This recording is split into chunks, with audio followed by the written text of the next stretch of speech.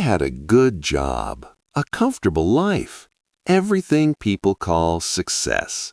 But every day he felt empty. Until one day he met a complete stranger in a quiet park, and that one conversation changed his life forever. Welcome to Fluent Storyland. Stay with me until the end of this story, because what this stranger said can change the way you see your own life. The stranger who changed his life.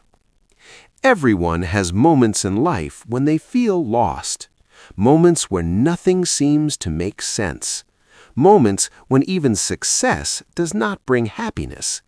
This is the story of a man whose life changed because of one simple conversation with a stranger. David was a young man living in a busy city. From the outside, his life looked perfect. He had a good job, he earned a stable income, he lived in a comfortable apartment. But inside, David felt empty. Every morning, he woke up feeling tired. Not because his body was tired, but because his mind was exhausted. He followed the same routine every day. Wake up, go to work, sit in front of a computer, return home, sleep, repeat. Days turned into weeks. Weeks turned into months. And slowly, David began to feel like he was living without purpose. One evening, after a long and stressful day, David decided to take a walk. He didn't know where he was going. He just wanted to escape his thoughts. The city was loud. Cars were moving fast. People were rushing everywhere. But David felt completely disconnected from everything around him. After walking for a while, he found himself in a quiet park. The noise of the city slowly faded away. The air felt calm. The trees moved gently in the wind. David sat down on a bench and looked at the ground. For the first time in a long time, he allowed himself to think. "Why am I not happy?" he asked himself. "I have everything I thought I wanted, but why does it feel like something is missing?" He didn't have an answer. At that moment, an older man sat down on the same bench. The man looked simple. He was wearing ordinary clothes, but his face was calm, peaceful. He looked like someone who had nothing, yet needed nothing. After a few minutes, the old man spoke. "You look troubled," he said gently. David looked up, slightly surprised. "Do I?" he replied. The old man smiled. "Yes," he said. "People who carry heavy thoughts usually look like that." David hesitated. He was not used to talking to strangers, but something about the man felt safe, so he spoke honestly. "I don't understand my life," David said. "I have a job, I have money, I have everything I thought I needed, but I don't feel happy." The old man listened carefully. Then he asked a simple question. "Tell me," he said, "why did you choose this life?" David paused. No one had ever asked him that before. I don't know," he said slowly. "I followed what everyone else was doing. I studied, I got a job, I tried to be successful." The old man nodded. "And did you ever ask yourself what you truly wanted?" David was silent. The answer was clear. He had never asked that question.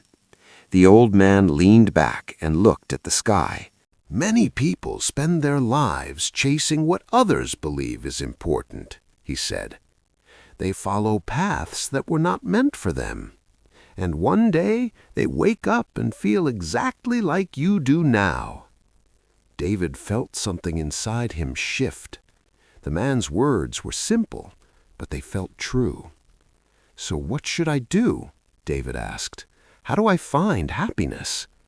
The old man smiled. "Happiness is not something you find," he said. "It is something you create." David frowned slightly. "I don't understand," he said. The old man pointed toward a small tree nearby. "Look at that tree," he said. "It grows slowly. It does not rush. It does not compare itself to other trees. It simply grows, one day at a time. David watched the tree. It stood quietly, strong and steady. "Your life is the same," the old man continued. "If you keep comparing yourself to others, if you keep chasing what others value, you will always feel lost." David listened carefully. For the first time, his thoughts began to slow down. "Instead," the old man said, "you must ask yourself one simple question. What kind of life do I truly want?" David repeated the question in his mind. For years he had been chasing success, but he had never defined what success meant to him. The old man stood up slowly. Before leaving, he said one final thing. "Do not live someone else's life. Live your own." And with that, he walked away. David sat on the bench in silence. The park felt different now. The air felt lighter. His thoughts felt clearer. That night, David returned home, but something had changed. Instead of turning on the television or scrolling through his phone, he sat down and thought deeply. "What do I really want?" he asked himself. For the first time, he allowed himself to answer honestly. He realized that he did not hate working, but he wanted to do something meaningful, something that made him feel alive, something that helped others. The next day, David made a small change. He started reading. He started learning new skills. He started exploring new ideas. At first, nothing seemed different, but slowly, things began to change. He felt more engaged, more focused, more alive. Weeks passed, then months. David didn't change everything overnight. He didn't quit his job immediately. He didn't take big risks. Instead, he made small changes every single day, and those small changes created a big difference. One day, while walking through the same park, David realized something. He was smiling, without any reason. He was not chasing happiness anymore. He was creating it. He looked around, hoping to see the old man again, but the man was nowhere to be found. Maybe he was just a stranger, or maybe he was exactly the person David needed at that moment. David never saw him again, but he never forgot his words. "Do not live someone else's life. Live your own." And from that day forward, David finally began to live. Moral of the story: sometimes a single conversation can change your entire life, but only if you are ready to listen. True happiness comes when you stop following others and start following your own path.